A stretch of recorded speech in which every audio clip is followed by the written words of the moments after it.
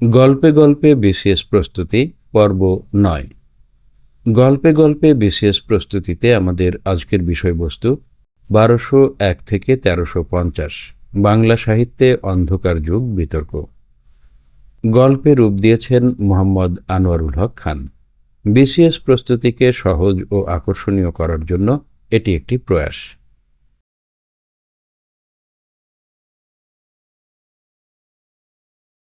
এই অধ্যায়ে আমরা যা শিখব: নাম্বার ১, বাংলা সাহিত্যে অন্ধকার যুগ বলতে কোন সময়কালকে বোঝানো হয়। নাম্বার ২, কেন এই সময়টিকে অন্ধকার বলা হয় এবং এর ঐতিহাসিক কারণ তুর্কি আক্রমণ। নাম্বার ৩, ১২০১ থেকে ১৩৫০ সালের মধ্যে রচিত সাহিত্যিক নিদর্শনগুলোর পরিচয়। নাম্বার ৪, অন্ধকার যুগ নিয়ে আধুনিক পণ্ডিতদের যেমন হুমায়ুন আজাদ ভিন্ন মত ও বিতর্ক। নাম্বার ৫, এই সময়ের প্রধান দুটি গ্রন্থ শূন্য পুরাণ ও শেখর শুভোদয়া।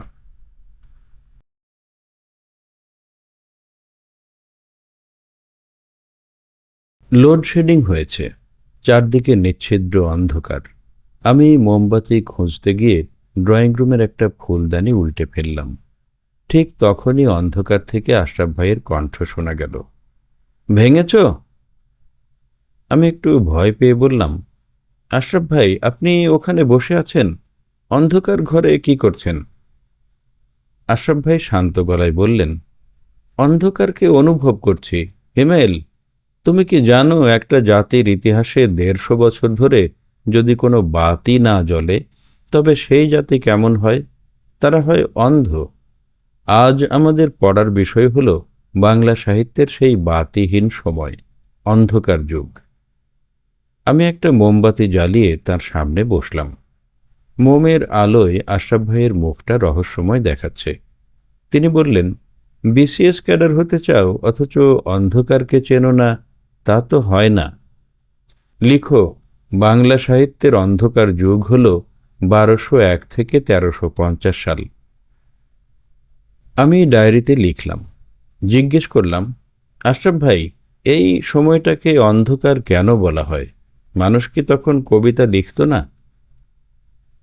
আশরাফ ভাই একটা দীর্ঘশ্বাস ফেললেন। লিখত কিনা তা আমরা জানি না, কারণ কোনো লিখিত প্রমাণ পাওয়া যায়নি।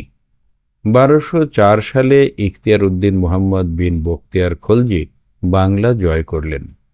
তুর্কিরা এলো, শুরু হলো এক বিশাল রাজনৈতিক ওলটপালট। সেন রাজারা পালালেন। দেশে তখন চরম অরাজকতা। যখন প্রাণের ভয় থাকে তখন মানুষ কবিতা লিখে সময় নষ্ট করে না। তাই এই ১৫০ বছর আমরা কোনো বড় সাহিত্যিক নিদর্শন পাইনি। পণ্ডিতেরা ভাবলেন সাহিত্যের বাতি বুঝি নিভে গেছে, তাই এর নাম দিলেন অন্ধকার যুগ। আমি বললাম, কিন্তু আশরাফ ভাই, আধুনিক অনেক গবেষক তো এটা মানতে চান না। আশরাফ ভাই চশমাটা নাকের ওপর ঠিক করে বসলেন। তার মুখে হালকা হাসি। ঠিক ধরেছ, যেমন আমাদের প্রিয় হুমায়ুন আজাদ। তিনি তার লাল নীল দীপাবলি বইতে কড়া ভাষায় এর প্রতিবাদ করেছেন। তিনি বলেছেন, একটা জীবন্ত ভাষা কখনো ১৫০ বছর চুপ করে থাকতে পারে না। সাহিত্য সৃষ্টি হয়েছে ঠিকই, কিন্তু সেগুলো যুদ্ধের ডামাডোলে হারিয়ে গেছে অথবা খুঁজে পাওয়া যায়নি। তিনি একে অন্ধকার যুগ না বলে সন্ধিক্ষণ বা পরিবর্তনের যুগ বলতে পছন্দ করতেন। আমি জিজ্ঞেস করলাম, তাহলে কি এই সময়কার কোনো বই পাওয়া যায়নি? আশরাফ ভাই টেবিলের উপর রাখা একটা পুরনো খাতা টেনে নিলেন। পাওয়া গেছে, তবে সেগুলো নিয়ে একটু বিতর্ক আছে। যেমন ধরো, রামাই পণ্ডিতের শূন্য পুরাণ, যদিও এটি পরে সংকলিত হয়েছে, কিন্তু এর বীজ বপন হয়েছিল এই অন্ধকার যুগেই। আরেকটা বই আছে শেখ শুভোদয়া। রাজা লক্ষণ সেনের দরবারে কবি হলায়ুধ মিশ্র এটি লিখেছিলেন বলে ধারণা করা হয়। মজার ব্যাপার হলো, এটি সংস্কৃত ভাষায় লেখা হলেও এর ভেতরে কয়েকটা বাংলা লাইন পাওয়া যায়। এই বইগুলোই আমাদের বলে দেয় যে বাংলা ভাষা সম্পূর্ণ মরে যায়নি, ছাই চাপা আগুনের মতো ভেতরে ভেতরে জ্বলছিল। আমি বললাম, আশরাফ ভাই, বিসিএস পরীক্ষায় এই অংশ থেকে প্রশ্ন কেমন আসে? আশরাফ ভাই মোমবাতির শিখার দিকে তাকিয়ে বললেন, খুব ট্রিকি প্রশ্ন আসে। যেমন, বাংলা সাহিত্যের অন্ধকার যুগ কোনটি, অথবা অন্ধকার যুগের নিদর্শন কোনটি? মনে রাখবে, অপশনে যদি শূন্য পুরাণ থাকে তবে ওটাই উত্তর। আর যদি বলে অন্ধকার যুগ মানতে নারাজ কে, তবে চোখ বন্ধ করে হুমায়ুন আজাদের নাম মনে আনবে। মোমবাতিটা শেষ হয়ে আসছে। আশরাফ ভাই চেয়ারে হেলান দিয়ে বললেন, হিমেল, মানুষের জীবনেও মাঝে মাঝে অন্ধকার যুগ আসে, যেমন এখন তোমার চলছে। পড়াশোনার চাপে দিশেহারা, পরীক্ষা আসছে না, আসলেও টিকছ না। কিন্তু মনে রেখো, ১৩৫০ সালের পরেই কিন্তু চণ্ডীদাস আর বড়ু চণ্ডীদাসের জন্ম হয়েছিল। বড় বড় কবিরা অন্ধকারের পরেই আলো নিয়ে আসেন। তোমার জীবনের আলো আসবে। এখন যাও, এক কাপ কড়া চা বানিয়ে আনো। অন্ধকার ঘরে চায়ের তৃষ্ণা বাড়ে। আমি অন্ধকারই রান্নাঘরের দিকে হাঁটতে শুরু করলাম। আমার মনে হলো, ওই ১৫০ বছরের মানুষগুলো হয়তো আমাদের মতোই অপেক্ষা করছিল।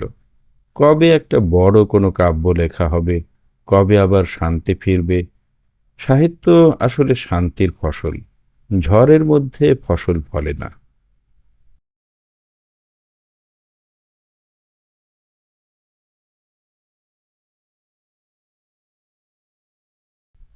এই গল্প থেকে আমরা যা যা শিখলাম: ১.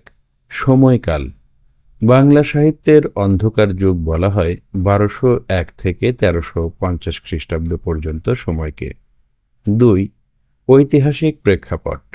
১২০৪ সালে তুর্কি সেনাপতি বখতিয়ার খলজির বাংলা বিজয়ের ফলে যে রাজনৈতিক অস্থিরতা সৃষ্টি হয়েছিল, তাকেই সাহিত্যের এই বন্ধ্যাত্বের কারণ ধরা হয়। ৩. প্রধান নিদর্শন। অন্ধকার যুগের উল্লেখযোগ্য নিদর্শন হল রামাই পণ্ডিতের শূন্য পুরাণ এবং হলায়ুধ মিশ্রের শেখ শুভোদয়া। ৪. বিতর্কিত মত। পণ্ডিত হুমায়ুন আজাদ এই সময়কে অন্ধকার যুগ বলতে অস্বীকার করেছেন। তার মতে এটি একটি উত্তরণ বা পরিবর্তনের কাল। ৫. সাহিত্যিক অবস্থান। এই যুগে বড় কোনো মৌলিক বাংলা কাব্য পাওয়া না গেলেও সংস্কৃত ও প্রাকৃত ভাষায় কিছু ছিটেফোঁটা সাহিত্য রচিত হয়েছিল, যাতে বাংলার আদিরূপ লক্ষ্য করা যায়।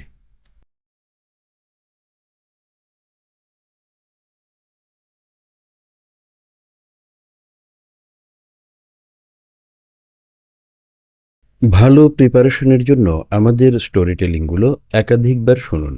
এতে ধীরে ধীরে সবকিছু আপনার মেমোরিতে চলে আসবে আর মনেও থাকবে। মনে রাখবেন, বিসিএস প্রস্তুতি একটি ধৈর্যের পরীক্ষাও। পরীক্ষা হলে বসার আগে এই ধৈর্যের পরীক্ষাতেও আপনাকে সফলভাবে উত্তীর্ণ হতে হবে।